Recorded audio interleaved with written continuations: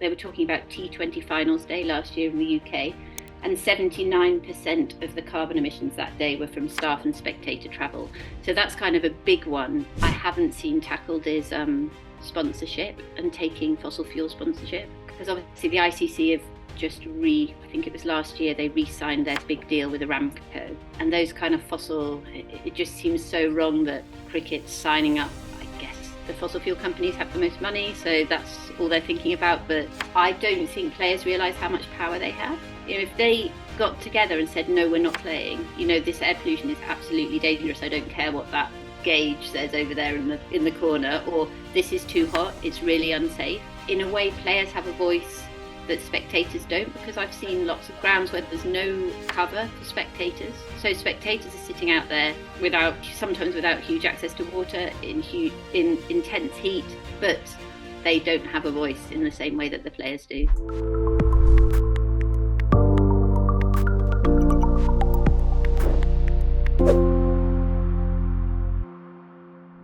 So thanks a lot, Tanya, for joining us and giving us the opportunity to host you.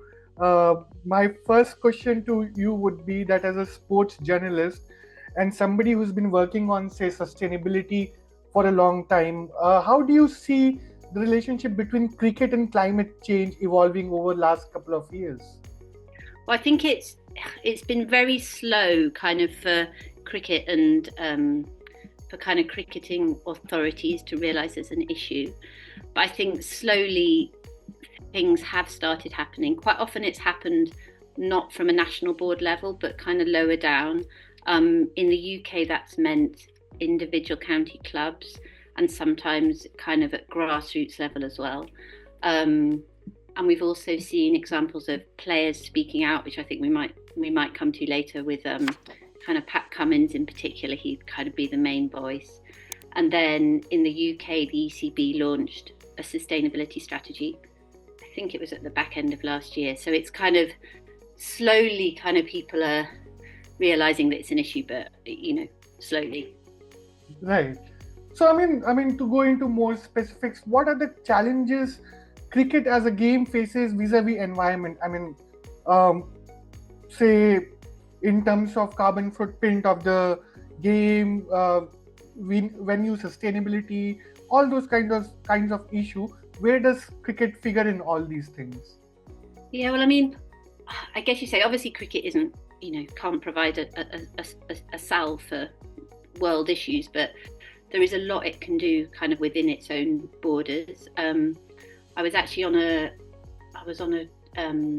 seminar last week, and it was organised by BASIS, which is like a British sustainability in sport organisation, and they were talking about fan travel, and I mean, obviously it'll be different in different countries, but they were talking about T20 finals day last year in the UK, and 79% of the carbon emissions that day were from staff and spectator travel.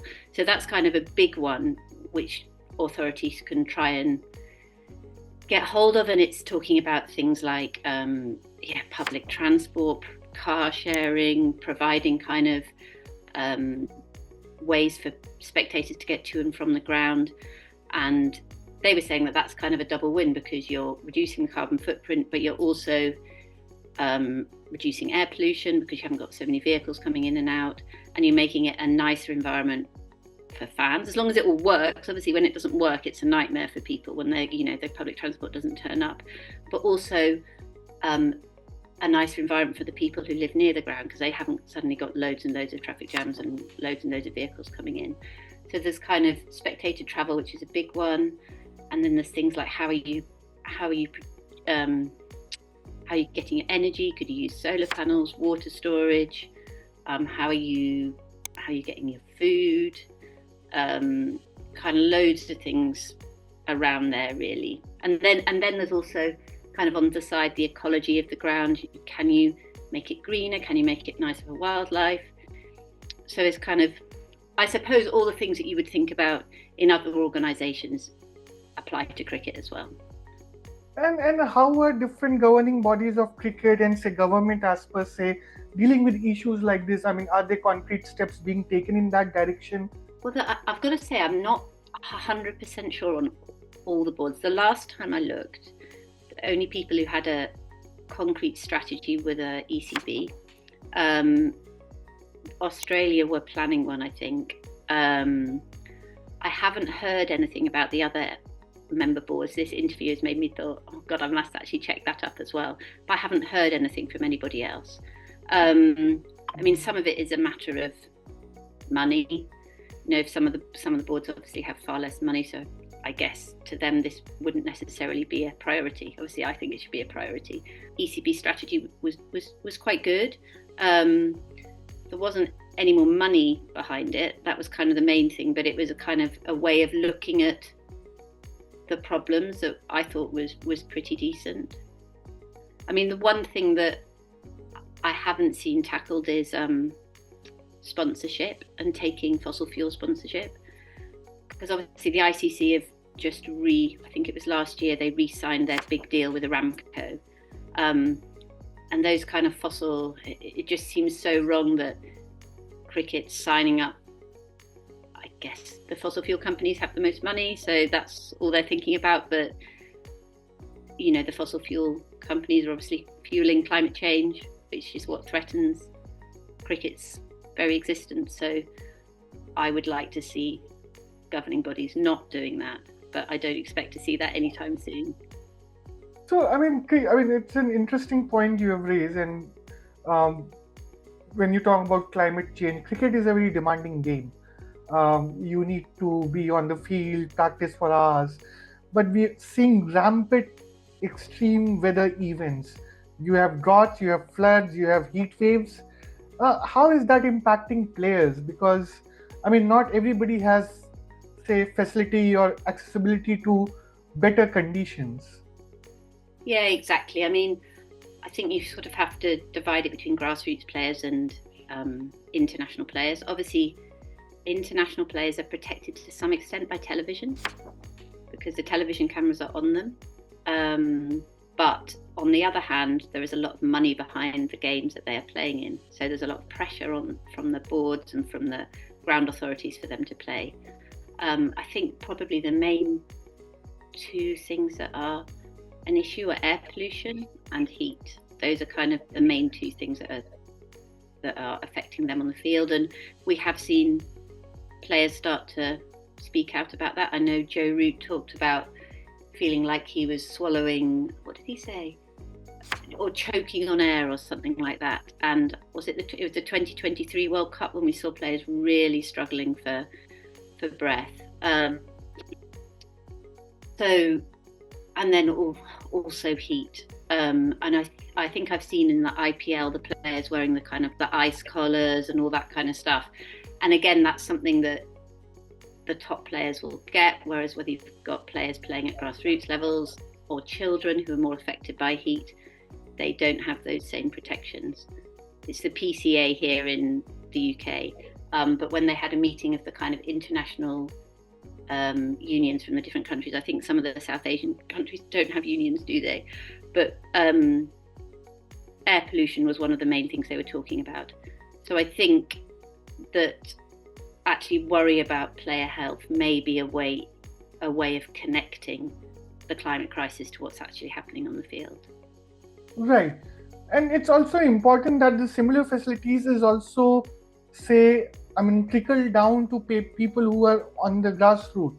There are smaller players, there are smaller clubs, leagues who are struggling with these kind of issues. Is enough attention being paid on it? No, I think that's the thing, is that grassroots kind of falls by the wayside, really, because I know here in the UK we've had, last summer there was sort of the first 6 weeks of the year where hardly any cricket was played at all because we'd just had such intense rainfall, and that has I guess the knock-on effect for that is that lots of children just won't bother, because really, you have your excitement of your build up for your game on Saturday and then it's cancelled again and again. So cricket loses players through that, and obviously that has a knock-on effect on kind of mental health and physical health. Here in the UK we have a obesity crisis, like lots of countries around the world, and And then I guess that is the same throughout the cricketing world, but there are different issues. Obviously, in India, it's more likely to be heat, Yes. and possibly pollution. So yeah, I think it's kind of quite a neglected issue. And when authorities say we've made protocols for players or whatever, so we don't need to worry about the climate crisis, they forget about those at grassroots to whom that doesn't apply. And they're either playing in dangerous conditions or they're just having games called off.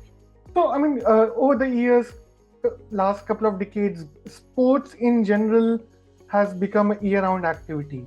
Earlier, there used to be seasons. You play a game only for 3 months a year, 6 months a year. Now you're playing game all the 12 months, 365 days. Have we grown infrastructurally to handle these kind of things, or we are not there yet? Yeah, I think there's kind of loads of things to unpack in that, because one question to ask could be, can players cope with that? Do players really have the kind of reserves that they can play at that level for 12 months a year? I know kind of people like Ben Stokes have complained about that and said we can't sustain this level of activity. So I suppose it's in a player mental health way. I don't think humans can adapt to playing that much and at that high intensity for so long. And then I would say there's probably a limit into how much interest cricket fans can have. I don't know what you think, Pranjal, but tournament after tournament after tournament, I don't think people can sustain that high level of interest. So I suppose could you have a bit of cricket fatigue as the game just tries to grow and grow and grow?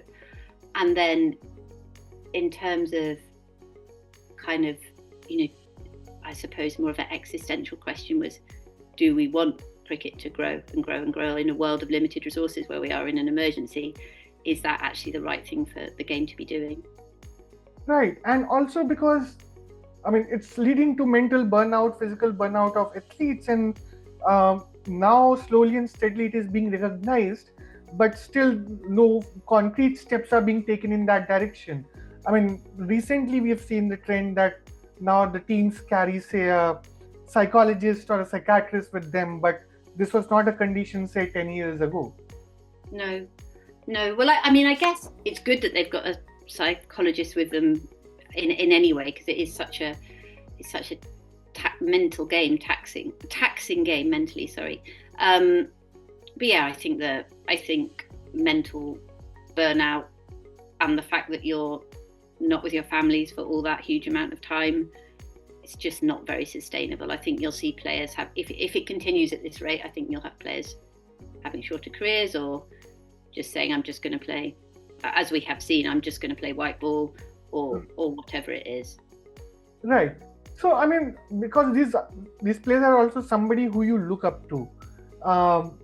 The younger generation looks up to them, what they advertise, say, vis-a-vis commercials, vis-a-vis TV advertisements. I mean, it's very frequent in India. And they're promoting all kinds of things without any scientific backing. So, I mean, what responsibilities do these players carry? Where's the accountability on them when it comes to ensuring that they also talk about climate, they talk about health, they talk about nutrition? Yeah, I mean, I think that I don't know whether to say, have they got a responsibility? I don't know if that's a bit harsh, but they've certainly got an opportunity. Because like you say, the top athletes, top cricketers have huge voices and huge spread that kind of crosses over political groupings in a way that traditional politicians can't really do. I mean, there's a lot of suspicion of traditional politicians and people just close their ears to it. But I think that when sports people speak out, it has there are huge opportunities to get messages across. I know Pat Cummins has had some people turning up the nose at what he's had to say, but the good thing about Pat Cummins as an example is he's not only spoken about it, but he's taken concrete action. So with his Cricket for Climate organisation, they've put solar panels on clubs, which is what they wanted to do. And I know they're now trying to broaden out into bigger projects that are actually making a fundamental difference to clubs because it's giving them free energy, it's saving them money and cutting the carbon footprint, and also spreading the message that this is something that cricket should be doing. There haven't been that many. I've kind of been surprised that more players haven't spoken out, because it is something that they must be seeing, the way that the weather's changing as they go through their careers. So we've got Pat Cummins over in Australia, and then Rachel Haynes, and there's a whole group of those Australians who've spoken out. And here in the UK, it's actually mostly been more the women cricketers who've spoken. So young Maya Bouchier, who's just at the start of her career, she's joined an organisation called Eco Athletes, which kind of is an organisation that I suppose sees the value in athletes speaking out. And some of the other players. I was going to ask you actually. Have you seen many players in India speaking out? I know. I think I saw a few speaking about air pollution. I mean, people are talking about air pollution. Like, for example, there's this league, Indian Premier League has this team playing called RCB, Royal Challengers Bangalore, where Virat Kohli plays, and they observe a green day when they play. So yes, I mean, now about health and climate, yes, there's a rising awareness, but then they're also overshadowed by a lot of brands and advertisements, which also, because cricket that way has become a money heavy game, especially in India, right? Yeah. So I mean, those kind of things are happening, and that is, I mean, eventually, yes, people are realizing that climate change is happening, especially vis-a-vis air pollution. But have they said enough? I don't think so. No. I mean, it would be great to see. I mean, it was something I was going to say later on, actually, but I don't think players realise how much power they have. If they got together and said, no, we're not playing, this air pollution is absolutely dangerous, I don't care what that gauge says over there in the corner, or this is too hot, it's really unsafe. If they refuse to play, that's the kind of main resource of cricket. That's a huge story, and then the boards have to take action. Yes, I mean, imagine somebody playing in the Premier League in Delhi at 48 degrees Celsius. It's bizarre. Yeah, it's absolutely. It's so. If you, we've kind of come to that point without thinking about it really. If you suddenly said it to someone, 30 years ago that this is what's going to happen, they'd think it was crazy.